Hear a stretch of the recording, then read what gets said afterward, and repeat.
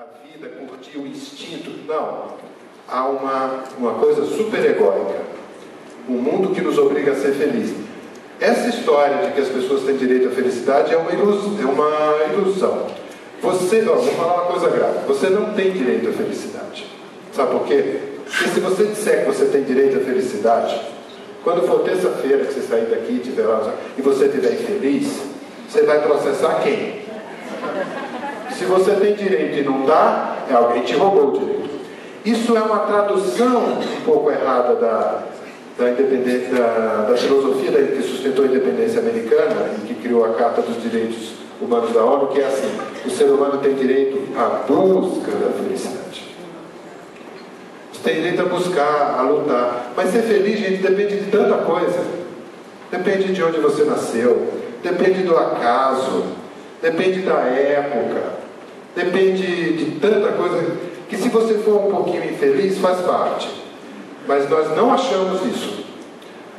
Nós não temos hoje espaço para infelicidade. Na psicanálise a gente diz que a gente nega a falta hoje. Ninguém pode ter falta, tem que estar sempre preenchido, feliz e tal. Vocês devem saber o que eu vou dizer agora, que é o exemplo clínico de como hoje o nosso mundo não suporta a falta e tem uma compulsão por tratamentos. Eu não sei vocês, eu tenho observado no consultório assim: há uns anos atrás eu não recebia tanta gente pedindo tratamento porque está sofrendo de amor. Antes a pessoa que vinha para o tratamento porque fazia 5 anos que tinha separado e não parava de pensar no ex. Hoje, com uma semana, tem gente no consultório: doutor, me dê um remédio porque eu não paro de pensar naquele filho da mãe.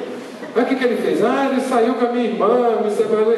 E você queria estar como? Não sei, mas não quero ficar desse jeito. E não é só em busca de remédio. A amiga, que antes aguentava um mês de chororô, depois de uma semana fala assim: acho que você precisa de terapia. Aliás, eu tenho uma amiga que é psicóloga, vou te dar. Ninguém aguenta mais essa... Né? Então, tudo isso para mostrar para mim, essa é a primeira ideia. Que, diante de um paciente com problemas, vamos dizer, dos transtornos impulsivos, nós temos que pensar que ele está imerso no mundo, né, que o obriga a consumir, a ter, a ser feliz, a gozar, a ter prazer. E que então a terapia vai ter que ir um pouco nessa contramão. Essa é a primeira ideia que eu queria mostrar para vocês.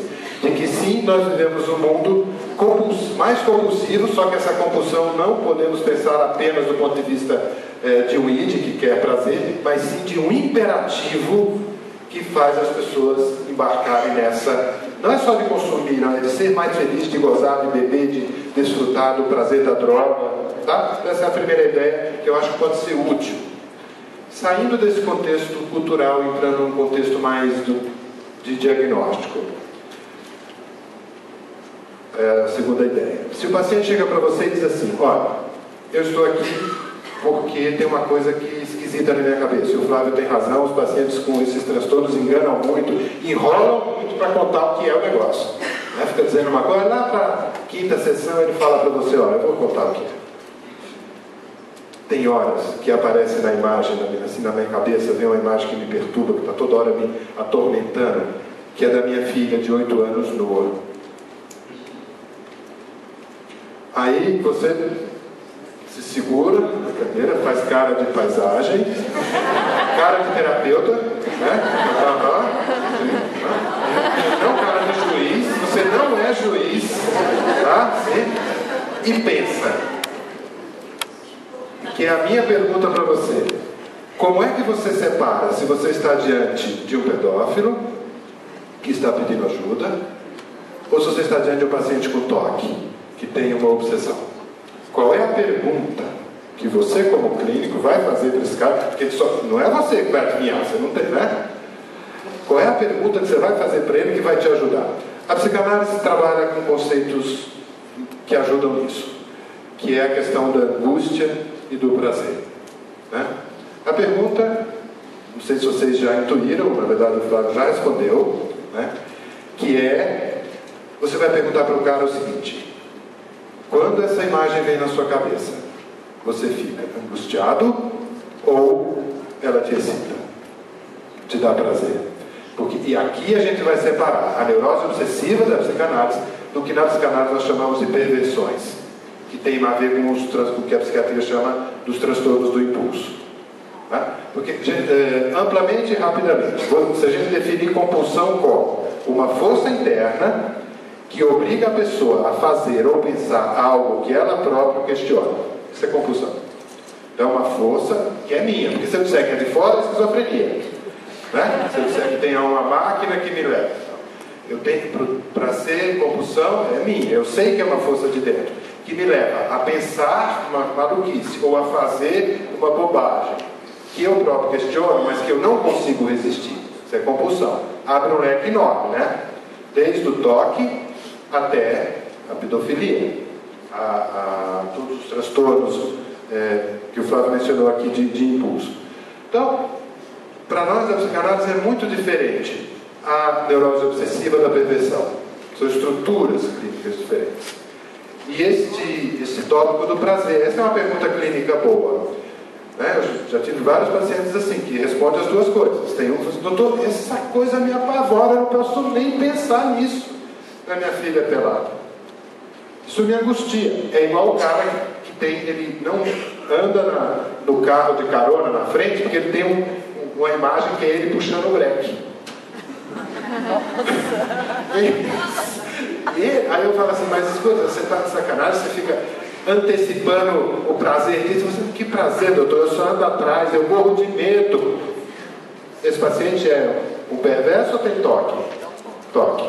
Então, a neurose obsessiva, a obsessão, que é essa coisa que vem, causa angústia. No pedófilo, ele pode até se questionar, né? Porque você, putz, eu não devia, tal. Mas olha, eu vou contar a verdade para o senhor, eu fico excitado. Isso vai abrir duas ruas para a terapia, porque é diferente tratar a neurose obsessiva de uma perversão do ponto de vista da psicanálise. Então, essa é uma ideia simplória, mas que eu achei útil para a gente separar. Tá? E aí, a terceira e última ideia, que né, pegando essa linha do prazer. Então vamos imaginar, vou deixar a neurose obsessiva de lado, o Flávio falou bastante, vou gastar esses últimos minutos falando dos transtornos do impulso ou das perversões. As perversões a gente inclui mais os temas sexuais, mas piromania, que é tocar fogo, ficar se cutucando, tricotilomania, arrancar cabelo, eu não tenho, o meu é natural. É genético, não tinha tricotilomania. Né? Então, estes a gente vai definir como o quê? A pessoa, ela faz o comportamento não para aliviar a angústia, como no caso do toque, bato 3 vezes para me aliviar da ideia do meu filho morrendo.